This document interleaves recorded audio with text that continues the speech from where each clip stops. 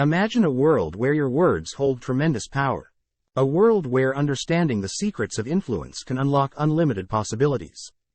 Welcome to the YouTube video summary of the captivating book, The Power of Influence, Unveiling the Secrets of Persuasion, by Robert Cialdini. Have you ever wondered why some people effortlessly sway others to their way of thinking? How certain individuals seem to possess an irresistible charm that captivates those around them. It's not magic, it's the science of influence. In this video, we will explore the fascinating world of human behavior, uncovering the hidden forces that shape our decisions and influence our actions. Get ready to discover the 6 powerful weapons of influence that can transform your ability to persuade and inspire. Before we start, don't forget to hit that subscribe button and give this video a like. Your support really helps us create more valuable content for you. Now, let's dive in. Weapons of influence. In his book, Cialdini starts off by giving us some examples of how influence works and what triggers it. One famous example is the copy machine experiments. They found that simply using the word, because, as a trigger had a significant impact on people's compliance. When someone asked, "Excuse me, I have 5 pages, may I use the machine because I'm in a rush?" about 94% of people complied. But when they asked without the reason, only 60% complied. Surprisingly, even if they used a reason that didn't make much sense like, "Excuse me, I have 5 pages, may I use the machine because I have to make some copies?" about 93% still complied. So it wasn't the reason itself, but the presence of the word, because, that made a big difference. Cialdini also tells us about a jewelry store that accidentally doubled the price of their unsold items instead of reducing them. Strangely, they were able to sell more when the price was higher. It seems that people associated higher prices with better quality, even when it wasn't true. He also mentions an interesting study with turkeys. Depending on the sound they heard, the turkeys would either act aggressively or nurturing. It shows that their behavior was based on a small part of reality, just the sound they heard. Although these stories may seem unrelated, Cialdini explains that they all come down to how our minds simplify the complex world around us. We have pre-programmed ways of thinking that usually work in our favor, but they can also be exploited to deceive us. For example, people buying jewelry at higher prices believed that higher price meant better quality, even when it clearly wasn't the case. Commitment and consistency. The idea behind commitment and consistency is to make sure our actions, feelings, values, and beliefs are in line with each other. When our actions and feelings don't match up, it creates a feeling of discomfort called cognitive dissonance. To deal with this, we might change our beliefs to justify our actions or find ways to make ourselves feel better about what we've done. For example, when people place a bet on a horse, they become more confident that their bet will win. Once they've made the commitment, they feel the need to align their feelings and beliefs with it, convincing themselves that they made the right choice. Cialdini tells a story about Sarah, his neighbor, who broke up with her boyfriend Tim because he didn't want to get married. But when Tim promised to change and called her before her wedding, Sarah took him back. Even though Tim didn't keep his promises, Sarah still believed she made the right choice. Another example is when solicitors ask for donations. They might start by asking, "How are you?" to get you to admit that you're doing well. Once you've said that you're fine, it becomes easier for them to convince you to help those who are less fortunate. The foot in the door technique is another way commitment and consistency are used. It involves starting with a small request or commitment and then asking for something bigger later. For example, asking homeowners to put up a small sign and then later asking them to put up a large billboard. People are more likely to agree because they want to stay consistent with their self-image as helpful and active citizens. Written statements also play a role in commitment and consistency. Companies found that when customers wrote down their own orders, they were less likely to cancel. The act of writing it down made people feel more committed to their decision. Effort also plays a part. When we put a lot of effort into obtaining something, we tend to value it more. This is why groups often have initiation procedures or hazing rituals. By making it difficult to join, the group becomes more valuable to its members. The Chinese used commitment and consistency techniques during their efforts to convert prisoners of war to communism. They started with small actions and gradually increased the commitments until the prisoners fully embraced the ideology. They also made sure others knew about their actions, creating social pressure to conform. Cialdini suggests being aware of these tactics and recognizing when we're being influenced. If we feel uncomfortable or tricked, we can confront the person and explain what they're doing. It's important to control our behavior and make choices that align with who we want to be. So remember, your actions matter and determine who you are. Stay aware and make decisions that are true to yourself. Social proof. People tend to follow what others are doing or saying. It's like when we hear canned laughter on TV shows. Even though we don't really like it, we end up laughing more and harder because we think others find it funny. This is called social proof. Sometimes, in emergency situations, people don't help even when someone needs it.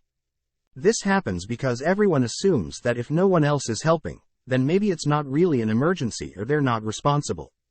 It's like a someone else will do it kind of thinking. This is called pluralistic ignorance.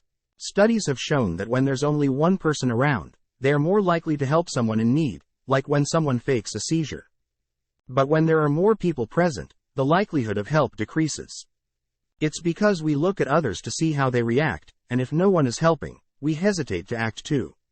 So, it's important to make it clear when we need help in an emergency by shouting for assistance and pointing at someone specific. That way, we break the spiral of silence and encourage others to take action. We tend to be influenced more by people who are similar to us. For example, when we jaywalk, we're more likely to follow someone dressed like us. It's the same with negative things like violence. When there's news of a black fighter losing a match, the number of homicides among black people increases. And when a white fighter loses, white homicides go up too. It shows how we can be influenced by what others do. We usually say yes to people we like or who we think like us. Think of those Tupperware parties where we buy things from friends. Referrals also work because we trust recommendations from people we like. There are a few things that make us like someone. One is physical attractiveness. We often associate good looks with talent, kindness, and intelligence. Another factor is similarity. We tend to like people who are similar to us in background, interests, or even names. We're also more likely to help those who dress like us. Praise plays a role too. We enjoy compliments and tend to believe them, even if we know they might have ulterior motives. Associations also influence us. We tend to be connected with the news we bring, even if we're not responsible for it. Positive news makes us look good, while negative news can harm our image. Advertisers use this by associating attractive models with their products. It makes us think the products are better and more desirable. So, it's important to be aware of these influences and not let them manipulate us. Authority. Cialdini talks about a famous study called Milgram's obedience study. In the study, participants were told by an authority figure to administer painful electric shocks to others, and surprisingly, 65% of them continued to do so until the highest level of shock. The reason they followed the authority figure's instructions is because of the power of authority itself. We tend to listen and obey those in positions of authority. Cialdini shares a funny example to illustrate this. Imagine a doctor leaving a note for a nurse about treating a patient's ear infection. The note says to administer ear drops in the right ear, but the nurse mistakenly administers the drops in the patient's anus. Neither the nurse nor the patient questioned it because they assumed the doctor knew best. Another experiment showed how nurses followed a doctor's instructions over the phone, even if it meant preparing a potentially lethal dose of medication. Very few objected because they saw the doctor as an authority figure. The behavior and appearance of an authority figure also play a role in influencing our obedience.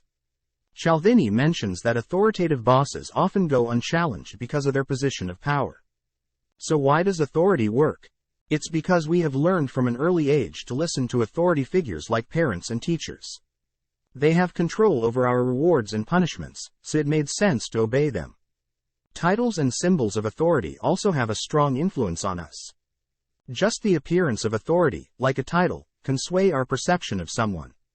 Cialdini gives an example where people perceive someone with the title, professor, as taller than someone with the title, student. Uniforms are another symbol of authority. People are more likely to follow someone in a suit when jaywalking than someone in casual clothes.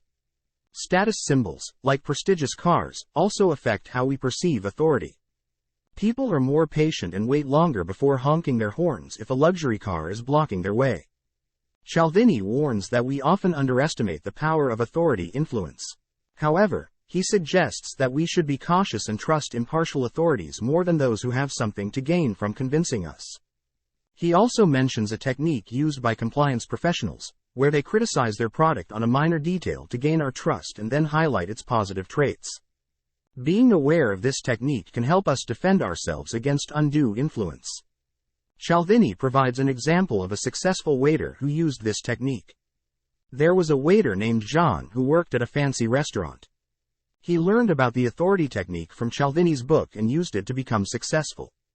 John understood that when he acted like an expert and looked professional in his waiter uniform, customers were more likely to listen to his recommendations. He spoke confidently, made eye contact, and used a calm tone of voice. To show his expertise, John knew the menu and wine list inside out. When customers asked for suggestions, he confidently recommended the restaurant's best dishes and finest wines. He described them in a way that made customers trust his knowledge. John also used the power of consensus. He mentioned popular choices and told customers that other people loved certain dishes. This made customers feel more comfortable following his advice. Because of his authority and expertise, John received bigger tips and positive feedback from happy customers. By using the authority technique, he became a successful and respected waiter. Scarcity. We have a tendency to desire things more when they are scarce.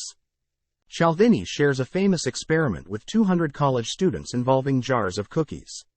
One jar had only 2 cookies, while the other had 10 cookies. Surprisingly, the cookies from the smaller jar were rated higher in terms of enjoyment, future desirability, and estimated value.